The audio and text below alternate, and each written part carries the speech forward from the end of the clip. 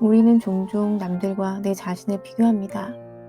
타인의 능력, 재력, 성격 등 나보다 나은 타인을 보며 부러워하곤 합니다. 이게 이상한 건 아니에요.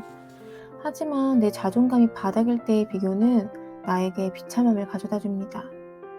제가 그랬거든요. 하지만 이제는 그렇진 않아요. 그 부러움을 사용해서 더 가치 있는 것을 발견할 수 있는 방법을 알고 있거든요. 부러움을 받아들이고 그것을 긍정적인 행동으로 바꾸는 5가지 방법 궁금하시죠? 첫 번째, 가장 강력한 트리거에 귀를 기울입니다. 우리는 막연하게 성공을 하고 싶어 하고 부자가 되고 싶어 합니다. 하지만 정말 말 그대로 막연한 생각일 뿐 그것을 위한 실천을 행하지는 않습니다. 어떠한 계기가 생기기 전까지는요. 저는 그 계기 중에 하나가 누군가를 부러워하는 자신을 느낄 때라고 생각합니다. 이때가 여러분이 가치 있게 여기는 것이 무엇인지 가르쳐 줄 수 있습니다. 이러한 자기인식은 자신의 감정을 유용하게 바꾸는 데 도움을 줄 수 있으니까 이렇게 자문해 보세요. 내가 정말로 비교 대상이 가진 것을 원하는지, 원하는 것이 구체적으로 무엇인지, 스스로 그것을 얻기 위해 노력할 가치가 있는지. 답변이 구체적일수록 감정을 행동과 전략으로 전환할 수 있습니다. 두 번째, 부러움이 악의적이 되지 않도록 하세요. 비교로 인한 부러움은 훌륭한 동기부여와 길잡이가 될 수 있습니다. 하지만 우리를 쓰라리게 만들 수도 있습니다. 우리는 선의의 질투심과 악의의 질투심을 구분해야 합니다.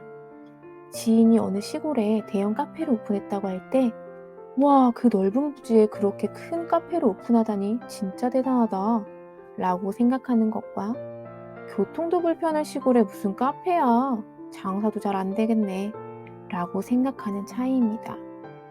사실 둘 다 고통스럽죠. 선의의 질투심은 우리가 더 발전하기 위해 더 열심히 일하도록 동기를 부여하는 반면에 악의적인 질투심은 우리를 불쾌하게 만드니까요. 우리는 그 사람보다 내가 부족하다는 것을 인지할 때 악의적인 질투심을 느낍니다. 하지만 다른 사람이 무언가를 성취하는 능력은 우리에게도 불가능하지 않다는 증거이니 우리도 실행하면 가능하다는 뜻입니다. 세 번째, 비교의 기준점을 넓히세요. 여러분의 친한 친구 한 명이 자기가 세운 목표에 다가가는 것을 보면 여러분의 인생이 뒤쳐져 있다고 느끼기 쉽습니다. 그러나 10명의 지인을 생각해보면 많은 사람들도 여러분처럼 목표에 다가가는 중일 가능성이 높습니다. 그리고 이제는 다른 사람이 가진 무언가가 부러울 때면 나한테는 왜 그게 없을까? 라는 질문 대신에 내가 그것을 가질 만큼 충분한 노력을 했을까? 로 질문을 해보세요.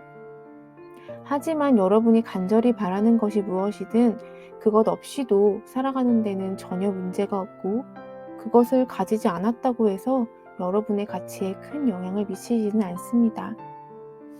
네 번째, 비교의 핵심을 찾아보세요. 내가 원하는 삶이 있다면 그 삶의 정확히 어떤 부분을 내가 원하는지, 내가 부러워하는 사람에게는 어떤 경험이 있는지, 이 비교는 업그레이드된 나 자신을 원하는 것인지 아니면 나에 대한 다른 사람의 기대를 바라는 것인지, 내가 원하는 것을 갖기 위해 현재 삶의 좋은 것들을 기꺼이 포기할 수 있는지, 막연한 비교를 하기에 앞서 비교의 포인트를 집어내는 것입니다. 다섯 번째, 여러분의 현재와 과거를 비교해 보세요. 여러분은 현재 정확히 여러분이 원하는 곳에 있지 않을 수도 있지만 그렇다고 해서 항상 같은 곳에 있지 않을 수도 있습니다. 여러분도 여러분만의 성과가 있었을 수 있다는 이야기입니다. 그동안 여러분이 이루어낸 성과와 발전에 대해 자부심을 느낄 때 악의적인 질투심에서 벗어나는 데 도움이 될 수 있습니다. 이러한 유형의 자기 비교를 습관화하는 간단한 방법은 주말마다 몇 분씩만 시간을 내어 나에게 3가지 질문에 답해보는 것입니다. 한 주 동안 나는 무엇을 배웠는지, 어려웠던 점은 무엇이며 그것을 다른 방식으로 어떻게 접근하면 해결할 수 있는지, 그동안 어떤 진전을 이루었는지. 우리가 살아가면서 자신을 다른 사람과 비교하는 것은 피할 수 없지만 앞서 알려드린 5가지 방법 중에 일부라도 적용하면 오히려 여러분이 발전해 나가는 발판이 될 수 있습니다.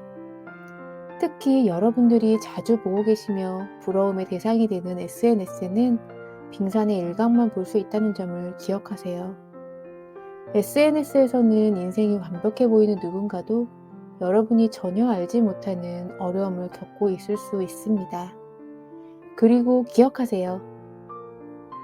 누군가와 비교한다는 것은 나보다 무언가를 더 많이 가진 사람들이 대상일 수도 있지만 그 반대인 나보다 무언가를 덜 가진 사람들도 비교 대상이 될 수 있다는 것을요. 그 사이에서 균형을 맞추는 것 또한 중요하며 무조건적인 부러움도 무조건적인 자만도 독이 된다는 사실을요. 그럼 다음에 더 좋은 내용으로 찾아올게요. 오늘의 영상이 마음에 드셨다면 구독, 좋아요, 알림 부탁드려요.